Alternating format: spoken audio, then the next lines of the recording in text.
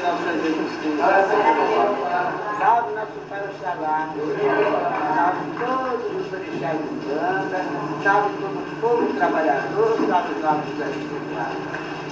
Pai, mais uma vez aqui estamos nós reunidos em teu santo nome, esperando merecer pela nossa fé, pela sinceridade do nosso coração, pela firmeza do nosso pensamento, pela proteção, pela bênção, pela orientação. Pai, nos ajuda. Não foi que misericórdia permite, Senhor, os nossos anjos de guarda possam, emanados da mesma força, formar uma corrente positiva. Uma corrente positiva que nos defenda e proteja de todo e qualquer inimigo, visível ou invisível, material ou espiritual. Abençoa os nossos trabalhos, abençoa todos nós, e nos ajuda, Pai, para que possamos, através dos nossos pensamentos, dos nossos sentimentos, os unirmos e formarmos uma boa corrente.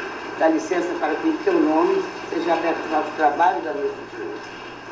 Abrindo a nossa gira, pedimos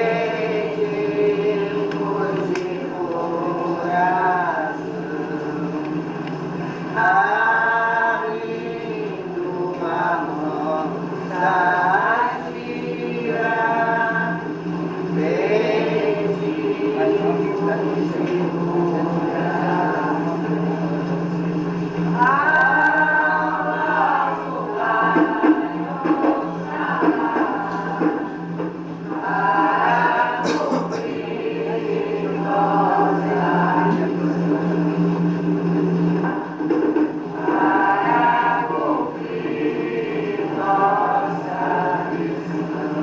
eu abro a nossa gira com Deus e Nossa Senhora.